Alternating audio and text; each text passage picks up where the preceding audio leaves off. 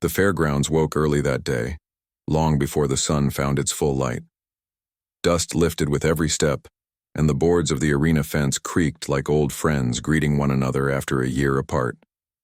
Families came with paper cups of lemonade, straw hats and small flags tucked into back pockets.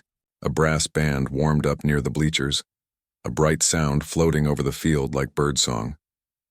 It was the kind of summer day that made memories feel close, like you could touch last year and the year before with your fingertips. Claire stood near the corral gate, a short distance from the crowd. She wore a light blue shirt, the kind that kept the sun off your shoulders, and simple jeans tucked into boots she had borrowed. Her hair was tied back, not for style but for comfort, and a small charm bracelet tapped against her wrist each time she moved. She had signed up as a volunteer for the afternoon demonstration because she wanted to tell a story, a true one, a human one, about trust and change. She had a small camera in her bag and a notebook folded open with the corners bent. But for the demonstration itself, she would stand in the center with empty hands so everyone could see she was as free as her own breath. Luke stood across the pen by the fence, the brim of his hat casting a quiet shadow across his eyes. He was the kind of man who paid attention to small things, the way a gate latch could stick on humid days, the hum of an amplifier before the announcer spoke, the calm in a horse's eye when it felt safe. He had worked these events for years, helping with all the small parts that made them run smoothly. People joked that Luke was born with a toolbox in one hand and a soft laugh in the other.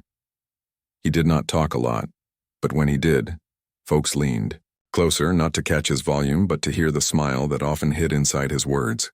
The announcer checked his microphone and gave the signal to begin. Claire took a slow breath and stepped onto the sandy floor of the corral, her boots sinking just enough to feel grounded. She had visited the ranch the week before to see the equipment and ask questions. Nothing here was meant to harm anyone. The chains they would use were old and heavy-looking, but they were not tight. They clipped easily and sat loose, more for show than anything. There were safety checks and extra hands nearby. She knew the plan. Still, the moment felt bigger now that the crowd was watching, a warm wave of faces and curiosity, with camera phones already raised. She glanced at Luke for a second, not because she needed help, but because she felt steadier when she found his eyes. He nodded, a small movement that said he was there and that all was well. She nodded back. The announcer began to speak, telling the crowd about past ranch work and the different tools used to guide large animals safely when space was tight and hands were few. He explained that the demonstration today was about history and about progress. How people learn, how they change what they do when they learn better ways. He spoke calmly, in simple words, and he kept repeating that the volunteer was safe. He even pointed out the quick-release clips and the extra volunteers at the corners of the pen. Claire walked to the center and stood on a mark in the dirt. She could feel the hum of the speakers through the air. A soft breeze moved across the arena, carrying with it the smell of kettle corn and hay. Someone near the back dropped a soda can, and the sound made a brief metallic ring like a bell. She looked around at the faces and wondered what each person would take away. Some were here for fun, some for learning, and a few had come because they were curious about the controversy they had seen online. Claire knew all that. She had read the comments. She had prepared for questions. She was ready to speak to people afterward and listen to what they felt. A volunteer approached with the chains, careful and slow, showing each step to the crowd. The links looked solid, but when they touched Claire's wrist, they felt smooth and almost cool, like touching a stone in a river. The volunteer spoke to Claire in a soft voice. "Is that okay?" and waited for her answer before closing the clip. Claire answered clearly, "Yes." Another volunteer repeated the process on her other wrist. The chains were not tight. She could turn her hands and feel the space inside the loop. She practiced lifting her arms slightly to show the audience how the clips would release. She could hear a murmur ripple through the crowd. Some people leaned forward. A child asked a question and a parent hushed him gently. Luke stayed by the fence, but his body was ready to move if anything felt wrong. He had checked these clips a dozen times the night before. He had tested each joint and oiled each hinge. He had talked through hand signals with the volunteers and arranged a simple call and response with Claire. If she wanted something changed, she would say, "Switch," and if everything felt okay, she would say, "Steady." They had used those words during practice. They were simple and easy to remember, even when the sun was bright and the noise of the crowd pressed in. The announcer explained the idea of the demonstration, to help people understand what ranch hands used to do and to talk about how training, patience, and gentler tools had become the norm. He wanted the crowd to see the difference between control and care, between force and guidance. At the same time, he asked everyone to notice how Claire had a voice in every step. He asked Claire to say, "Steady," and she did, letting people hear how calm the process could be when trust led the way. As the talk continued, Claire felt the odd mix of public and private that can happen in moments like this. Here she was, in the center, with hundreds of eyes on her, and yet her focus kept circling back to one person. Every time she glanced at Luke, she found a quiet in herself, as if the busy day folded into a clear path. She had noticed him all week, how he fixed a loose rail with gentle hands, how he checked in with the shy volunteers without drawing attention, how he always carried water bottles and offered them before anyone asked. He was a man who did not hurry kindness. And in that space, Claire found something growing. Not just respect, but trust, the kind that feels soft at first and then suddenly strong. Someone in the crowd called out a question about the weight of the chains, and the announcer answered, showing how the links were real, but the application here was careful. He tapped a quick release to demonstrate, and one of the sections fell open with a simple click. People clapped lightly, the way they do when they learn something and want to show they understand. A woman near the front, wearing a sun hat with a blue ribbon, smiled at Claire and gave her a thumbs up. Claire smiled back. The band in the distance played a cheerful tune, then fell quiet as the announcer turned to the second part of his talk. He spoke about consent, not as a heavy topic, but as a normal part of everyday life. He talked about how every person should have a say in what happens to them, whether at work, at home, or in a place like this. He framed it in plain language. We show respect when we ask, when we listen, and when we stop if someone changes their mind. The crowd was silent in the best way, in the way that means people are thinking. Claire felt her heart beat a little faster. She was here to be part of that message. She wanted folks to walk away remembering not just the old tools, but the new ways of seeing one another. It was strange to be in a show that was also a lesson, and yet it felt right. She thought of the many times she had stood in rooms where people spoke over one another. She thought of how different this felt. Open, careful, kind. Luke shifted his weight and scanned the equipment again. He found Claire's eyes. Something passed between them that did not need words. It was not loud or dramatic. It was simple, a steady line of trust drawn from one person to another across a busy arena. Claire lifted her hands lightly and the clips winked in the sun. The crowd watched, waiting for the next step. In that small pause, sound felt softer. The cry of a hawk high up, the gentle clatter of a bucket, the rustle of a program turning pages. Claire thought about names people carry: volunteer, ranch hand, announcer, spectator, and how under all those names they were simply people trying to do their best. She thought about the word claim. In another place it could sound hard or cold. Here for her it meant something else: to be seen openly, to be chosen with care, to belong in a way that made both people taller inside. It meant saying yes to being known. She looked at Luke again, and for a moment, the crowd seemed to fade to the edges of the day. She saw the shape of his hat, the small line of concentration at the corner of his mouth, the way his hands rested easy on the fence rail. She saw the steadiness that had guided her all week. Her voice was low when she spoke, as if the words were meant to travel a very short distance, only as far as his listening. And though the arena was full, somehow the air between them felt quiet enough to carry a whisper. "Please claim me," she said. The applause slowly faded, like waves settling after the wind. Claire stood very still in the warm air, her hands raised just enough to show the loose clips. The crowd waited, not sure if the demonstration was finished. The announcer looked to the volunteers. Luke still stood by the fence, his hands resting on the rail, but his eyes were steady on her. The quiet between them was not heavy. It felt kind, like shade on a hot day. The first move came from Luke.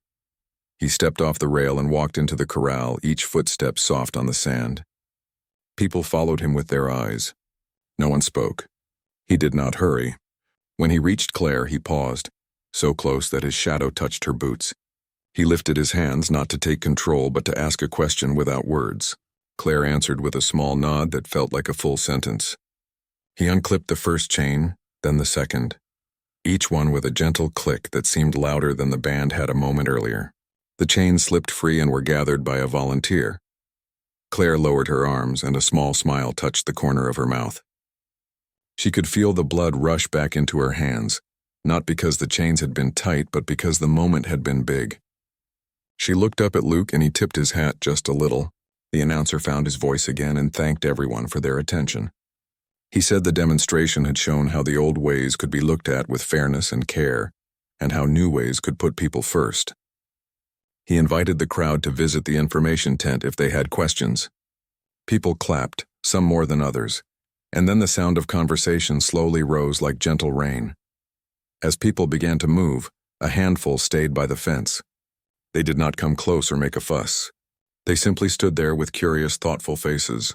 A father hoisted his small daughter a little higher on his shoulders so she could see. An elderly woman in a soft pink sweater leaned on her cane and nodded to herself, as if agreeing with a thought she had just had. A group of teenagers whispered to one another, the way young people do when they are excited but want to seem calm. Luke took a half step back, giving Claire space to breathe, and she rolled her shoulders once, shaking off the last of her nerves.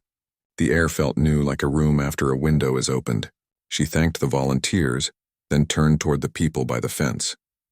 The little girl who had called her brave was there, still wearing the big sun hat, her smile bright enough to make strangers smile back. She wiggled her fingers at Claire and asked, "Did it hurt?" Claire shook her head.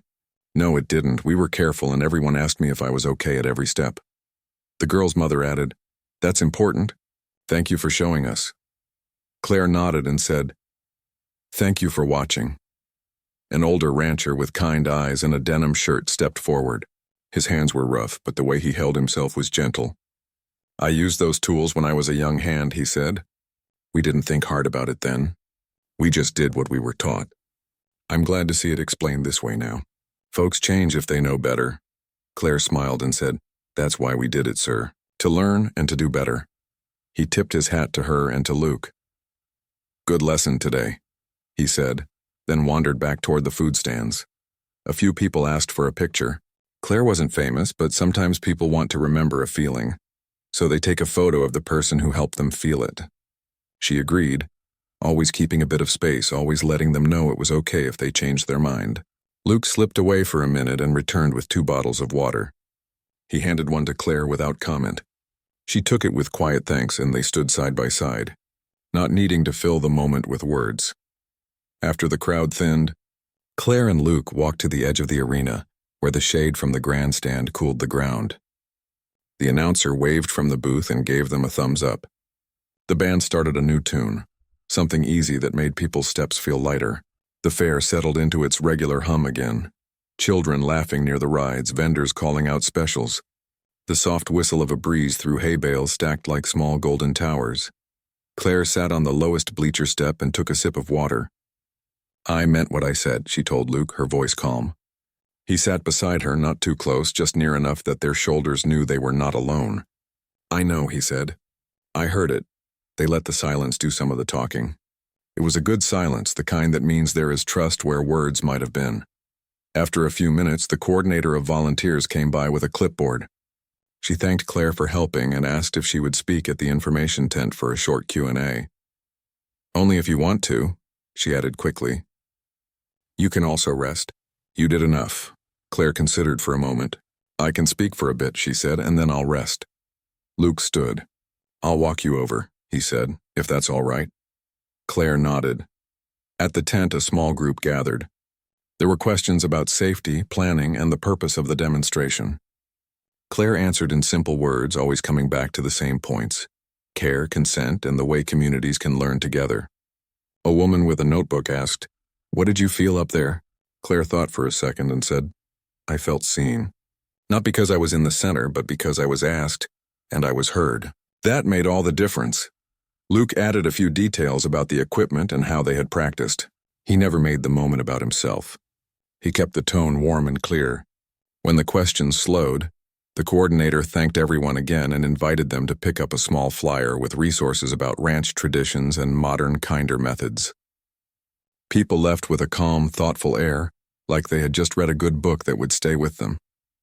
When the tent was quiet again, Claire and Luke walked toward the stables where there was more shade. The day had moved into early afternoon and the sun sat higher in the sky, bright but not harsh. A few horses shifted in their stalls, soft ears flicking at flies, content and calm. Claire ran her palm along a fence post, feeling the smoothness where many hands had passed. "I want to write about today," she said. "I want to put it into simple language so anyone who reads it can understand what we tried to show." Luke nodded. "You write it," he said. "I'll read it." They reached a quiet spot behind the barns where bales of hay made a little wall against the wind. Someone had set out a couple of folding chairs. They sat, and for a while they talked about small things. Favorite trail snacks, how early you have to wake to catch a sunrise from the ridge, which fair food was worth the wait in line. The small things felt big because they opened doors to who each of them was when there were no crowds. Claire learned that Luke grew tomatoes in old tubs by the porch and gave them away in paper bags to neighbors. Luke learned that Claire sent postcards to herself when she traveled, so she could open the mailbox and find a small hello from a place she used to be. Later, they walked back to the arena to help put away equipment. The chains were coiled in a bin, the clips resting on top with their hinges open like sleeping birds. Luke picked up each piece and checked it out of habit and care. Claire stacked the extra signs in a neat pile, smoothing the edges as if smoothing a page. They worked side by side in quiet, easy rhythm. When the sun began to lean west, the fair took on that late-day glow that makes everything look gentle. A soft gold slid over the bleachers and caught the dust in the air, turning it into glitter. The coordinator approached again. "We've decided to change how we do this," she said, looking from Luke to Claire. "No more chains. We'll use ropes on a hitching post and talk through history with photos and stories. Same lesson, kinder picture. Today helped us see it." "Thank you." Claire felt a warmth in her chest. She glanced at Luke and he gave a small nod that said, "Yes, that feels right." As evening came, the fair lights flickered on, tiny stars along the edges of tents and rides. Music drifted. Laughter curled around the corners of the grounds. Claire and Luke walked to the outer fence where the road stretched away into soft blue. A pickup rumbled past and then quiet returned. They stood facing the open land. "I don't know what comes next," Claire said, honest and calm. "I don't need to know all of it right now," Luke replied. "I know what came today and I know how it felt." She turned toward him and he met her eyes. Neither of them rushed to fill the moment with promises or plans. They were careful people. They valued steady steps. Still, the hope between them felt like a small lantern, bright and sure even if the path was long. They made simple plans. Tomorrow morning they would meet at the edge of the fairgrounds and walk the short trail by the creek before the sun got too high. They would bring coffee in reusable cups and maybe a muffin to share. It was a plan that fit them both, quiet, easy, real.